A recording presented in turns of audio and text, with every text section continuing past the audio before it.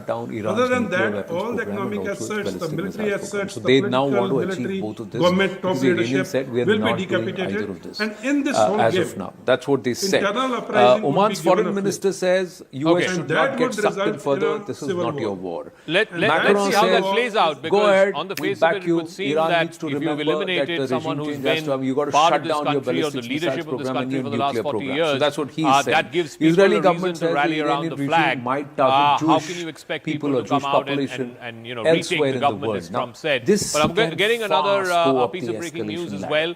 This is a How are we CNN gonna News keep 18 it close? exclusive. What's going to happen?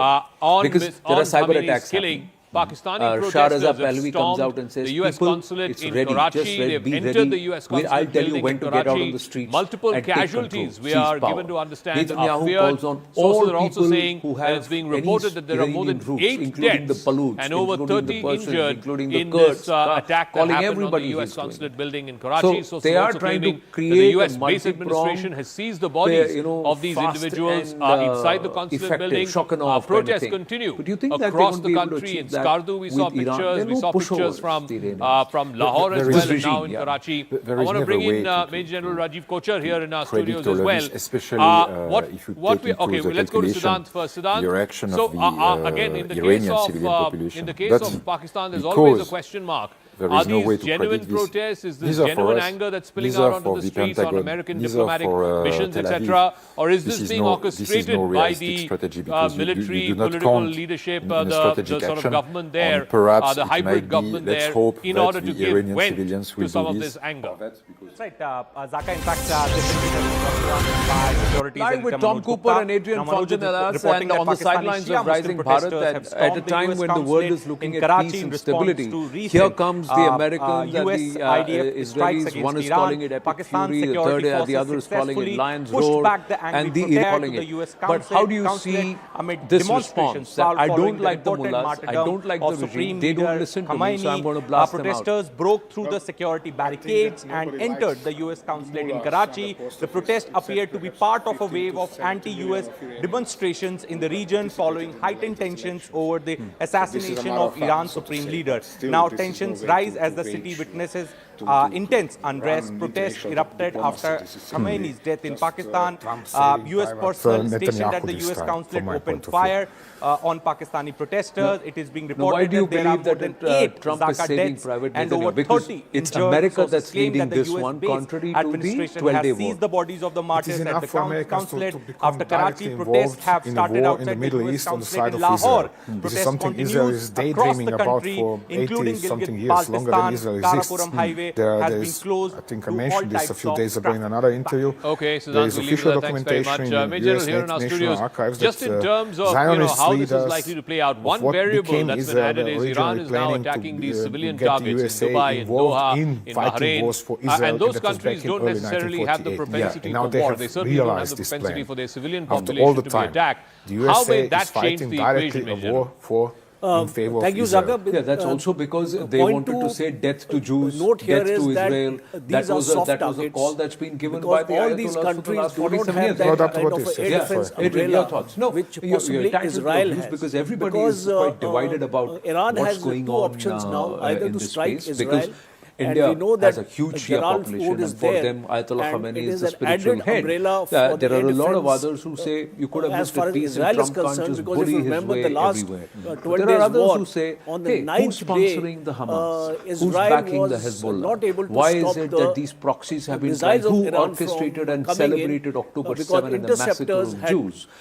And whose doctrine the fact that all Jews must be wiped out? So, if you take a position like that, there will be others who will say, all right, you're going to wipe me out, I want to wipe you out first. As far as the United States is concerned, because a message is being given to the United States as also to the quite clear in that regard. Nations that you are not the United allowed States cannot invade protect or you any strike longer. militarily Because another country, if you remember, as long all as you these do not face real imminent threat. US That air means, and according military to bases international here. law, for example, if And the premise the why Iranians these had bases 1,000 were placed here missiles was to give ready a to be protection fired against to these Israel countries within the against next any 2 hours, outside it interference is correct for in the terms Israeli of to strike with missile batteries. kind of a conflict. So I think a strong narrative or a strong strategic message is which is going from authorized by Iran the as far as we are international law. concerned, This was telling obviously these not the Gulf case, countries that and we America can no perfectly longer know protect. that there was this massive It is US not that build-up these in the Middle countries are East since enemies of at Iran. least 2 or 3 weeks. You have to so we are, take that into account. it's quite simple. We are in a case of over a violation long of period the of time, international law Iran has from enjoyed the US and the fairly Israel good because relations with these although countries. they said they were It is preempting basically a message some action by which is the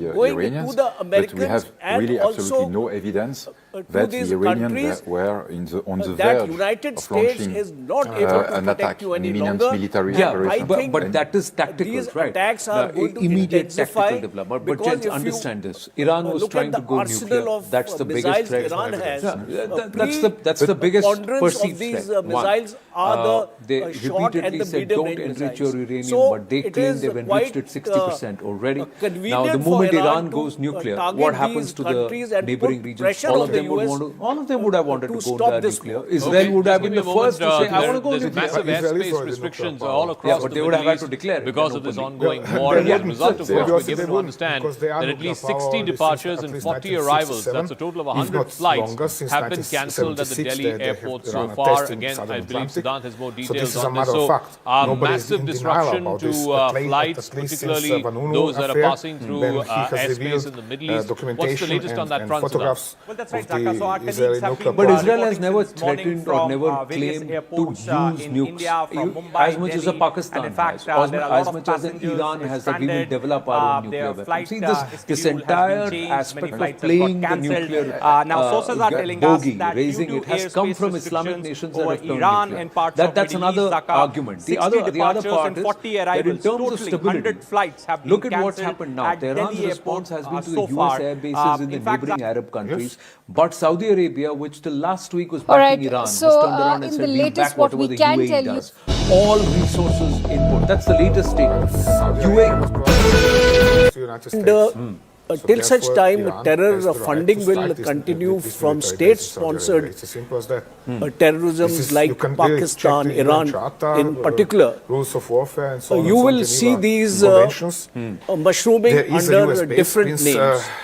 We have seen it in our own neighborhood, the Lashkar-e-Toiba becomes the resistance front and things like that. The names 52 bombers and tank aircraft. So Iran has So the legal right to whatever strike it's saying, Oman has had some so very they have struck strange, all the air bases. very In fact, strange Iran's foreign declarations in minister the last Abbas Araqchi has 24 spoken on hours. phone with his And counterparts guess in what? Saudi Arabia, Oman the also was UAE, attacked by Qatar, Iran. Kuwait, Bahrain, Yes, Iraq. today. He's Yes. spoken to Oman all was of also them attacked. and said We'll that, talk listen, about the hey, Omani this is oil what's tanker happened. also This is in why the we've Strait of done what Hormuz in we've a done. bit, He's described the US Ambassador and Daniel. Israeli strikes But as we a also flagrant now violation believe of the that the fundamental Arab nations principles are of going to UN meet Charter, in a just like short Tom, while you were from now saying, to and a discuss clear crime how against how international they will peace and retaliate, security. respond to the But Iranian what the aggression. Americans Lieutenant and General Israelis KJ have Dhillon turned and around Tara and said Kartaji is, also with we us. need Thank you for this your regime patience. change Please if wait there's on. going to We're be going to continue stability on this in this broadcast for a region. while.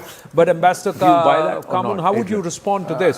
I'm What do you I'm see happening over the foremost next historian, 24 hours? so How do you let's say see that this the going up previous the attempts escalation of, ladder, or regime is there change going to be a are certain not very de-escalation successful, to soon? say the least, if we think Well, about well, Iraq of course, we or cannot even really Afghanistan, foresee. I think that, Libya. and it's not only Israel; So it's I the would be Israel quite and the careful US. with this US kind of line leading, of arguments of that course. some sudden and There magical is a regime name change to in this Iran will put an end preemptive of every strike, which problem in the became Middle East. a I mean, regional it's war. a And this theory is which was to not be sure that the Iranian well regime, demonstrated in the past. whose leadership was eliminated in the first strike, as we all know, is sort of detached from its Gaza Strip, from the existential threat that it is posing to Israel. Yemen, And I must add now, after what we have seen in the last 24 hours, not only Israel, but the GCC countries that have suffered those attacks, those horrific pictures and reels that we've seen from almost every country in the Gulf. Right, we've got pictures of the Zayed port in Abu Dhabi also being attacked. There are 3 people who've been killed in UAE. There is attack in Tabriz also.